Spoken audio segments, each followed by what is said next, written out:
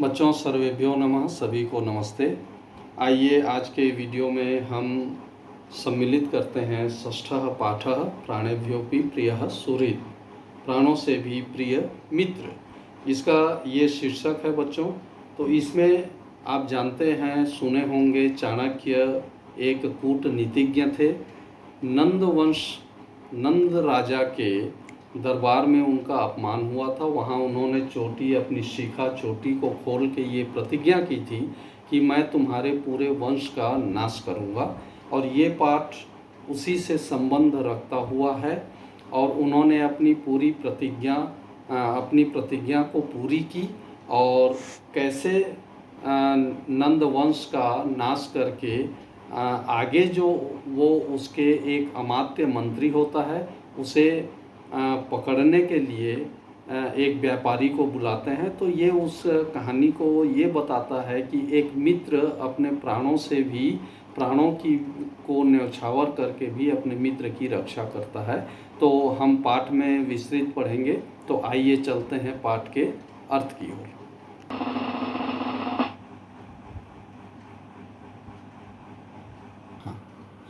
तो आइए बच्चों हम बढ़ते हैं षष्ठः पाठः, छठवां पाठ प्राणेभ्योऽपि प्रियः सुहृत् के अर्थ की ओर। तो ये आपके स्क्रीन में बच्चों ये हिंदी का एक पैराग्राफ जो दिखाई दे रहा है, ये पाठ का सारांश हम समझ सकते हैं। तो इसे मैं वाचन करके आपको पहले बताऊंगा। आप चाहें तो इसे रीडिंग कर सकते हैं। और ये देखिए एक डायग्राम यहाँ पाठ में दिया हुआ है, चाणक्य जी का चित्र और सामने चंदन दास एक व्यापारी हैं, उनसे ये बातचीत करते हुए का ये चित्र आप डायग्राम के रूप में हमारे पाठ में दिया हुआ है, इसे आप देख सकते हैं। तो इस तरह से आइए मैं आपको वाचन करके हिंदी का जो सारांश है उसे मैं वाचन करके आपको बता रहा हूँ। आप इसको देखते जाइए और ये हिंदी का जो पैराग्राफ है उसे भी आप पढ़ने की कोशिश करिएगा। प्रस्तुत नाट्यांश महाकवि विशाखा दत्त द्वारा रचित मुद्रा राक्षसम नामक नाटक के प्रथम अंक से उद्धृत किया गया है। नंद वंश का विनाश करने के बाद उसके हितैषियों को खोज कर पकड़वाने के क्रम में चाणक्य अमात्य राक्षस एवं उसके कुटुंबियों की जानकारी प्राप्त करने के लिए चंदन दास से वार्तालाप करते हैं। किंतु चाणक्य को अमात्य राक्षस के विषय में कोई सुराग न देता हुआ चंदन दास अपनी मित्रता पर कायम रहता है। उसके मैत्री भाव से प्रसन्न होता हुआ भी चाणक्य जब उसे राजदंड का भय दिखाते हैं तब चंदन दास राजदंड भोगने के लिए भी सहर्ष प्रस्तुत हो जाता है। इस प्रकार अपने सुहृद मित्र के लिए प्राणों का भी उत्सर्ग न्यौछावर करने के लिए तत्पर चंदन दास अपनी सुहृद निष्ठा, मित्र निष्ठा का एक ज्वलंत उदाहरण प्रस्तुत करता है। तो हमारे पाठ का ये सारांश है बच्चों। आइए मैं वाचन करते हुए पाठ के अर्थ को आपकी ओर आपको लेकर के चलता हूँ। तो ये आप डायग्राम को आप देख रहे हैं, उसके बाद हमारा पाठ यहाँ से शुरू होता है। तो ये आपके स्क्रीन में एक एक लाइन चाणक्य, शिष्य, चाणक्य, चंदन दास, ऐसे जो जिसके सामने वाक्य है वो उसी वाक्य को कह रहे हैं। मैं वाचन करते हुए आपको अर्थ बताने का प्रयास कर रहा हूँ। चाणक्य वत्स मणिकार श्रेष्ठिनं चंदनदासमिदानीं द्रष्टुमिच्छामि। शिष्यः तथा इति निष्क्रम्य चंदनदासेन सह प्रविश्य इतः इतः श्रेष्ठीन् उभौ परिक्रामतः।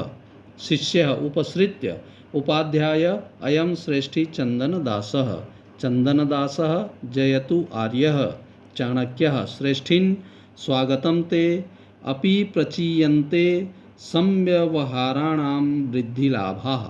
आइए अर्थ की ओर बढ़ते हैं। मैं अर्थ एक एक का मैं आपको सुनाता हूँ, बता रहा हूँ।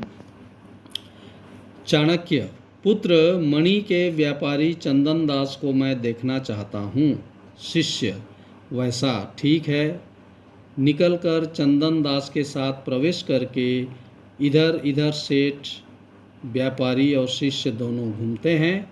शिष्य पास में जा कर के गुरुदेव, यह व्यापारी चंदन दास है। चंदन दास, आर्य की जय हो। चाणक्य कहते हैं, व्यापारी तुम्हारा स्वागत है। क्या व्यापारों लाभ की वृद्धि हो रही है? व्यापार में लाभ हो रहा है? इस तरह से चंदन दास से चाणक्य प्रश्न करते हैं।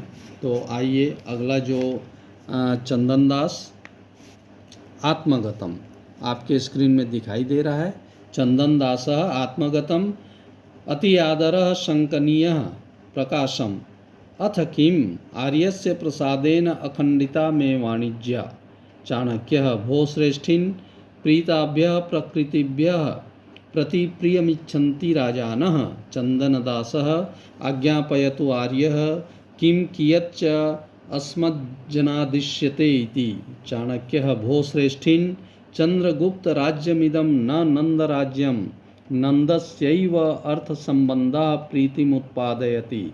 चंद्रगुप्तस्य तु भवताम् अपरिक्लेश एव। चंदनदासः सहर्षम् आर्य अनुगृहीतो अस्मि। चाणक्यः भो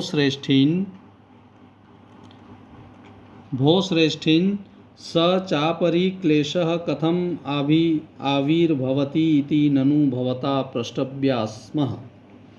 आइए अर्थ को हम देखते हैं।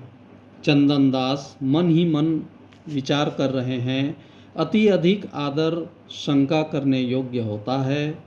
फिर प्रकाश में प्रकट में कहते हैं, और क्या आर्य के आशीर्वाद से, कृपा से मेरा व्यापार सही चल रहा है, बाधा रहित है।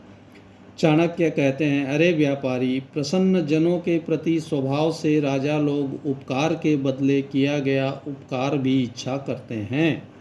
तो चंदन दास कहते हैं, आर्य आज्ञा दें, क्या और कैसा हमारे जैसे लोगों के लिए आदेश है, आप बताइए। चाणक्य कहते हैं, अरे व्यापारी, यह चंद्रगुप्त का राज्य है, नंद का राज्य नहीं है। नंद के साथ ही धन का संबंध प्रेम को उत्पन्न करता है। चंद्रगुप्त तो आपके दुखों का अभाव ही उत्पन्न करता है। तो चंदन दास कहते हैं, हर्ष होते हुए, हर्षपूर्वक, उत्साहपूर्वक, हे आर्य, आभारी हूँ। चाणक्य कहते हैं, अरे व्यापारी, और वह दुख का अभाव कैसे उत्पन्न होता है, यह आपसे पूछने योग्य है। तो फिर चंदन दास कहते हैं, देखिए मैं आपको स्क्रीन में दिखाने की कोशिश कर रहा हूँ, आप देखिए स्क्रीन में। चंदन दास आज्ञापयतु आर्यः चाणक्यः राजनी अविरुद्ध वृद्धिर्भव। चंदन दास आर्य कः पुनरगण्यो राज्यों विरुद्ध इति आर्येण अवगम्यते। चाणक्यः भवानेव तावत् प्रथमं। चंदनदासः कर्णौ पिधाय शान्तं पापं कीदृशस्त्रीणानाम् अग्निना सह विरोधः। चाणक्यः अयम् ईदृशो विरोधः यत् त्वमद्यापि राजा पथ्यकारिणः अमात्य राक्षसस्य गृहजनं स्वगृहे रक्षसि। अब देखिए इसके अर्थ की ओर हम बढ़ते हैं। चंदन दास, हे आर्य, आज्ञा करें।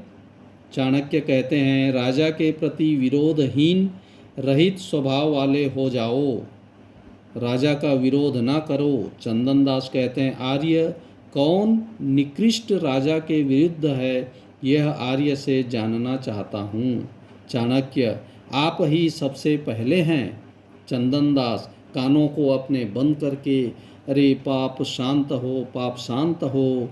भाई, कौन तिनकों का आग के साथ कैसा विरोध, घास आग से कैसा विरोध कर सकती है, इस तरह से। तो चाणक्य कहते हैं, यह ऐसा विरोध है कि तुम आज भी राजा चंद्रगुप्त का अहित करने वाले मंत्री राक्षस के परिवारजनों को अपने घर में रक्षा दिए हुए हो।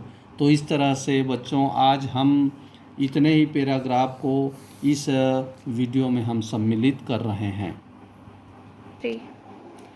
तो बच्चों, ये हमने षष्ठः पाठः प्राणेभ्योऽपि प्रियः सुहृत् के भाग 1 के रूप में हमने आधे पाठ को इसमें सम्मिलित किया है। आशा है आपको ये अर्थ समझ आए होंगे। यदि कोई कठिनाई होती है या समझने में असुविधा होती है तो आप हमें कमेंट्स के माध्यम से या लिख कर हमें ज़रूर सूचित करेंगे। धन्यवाद।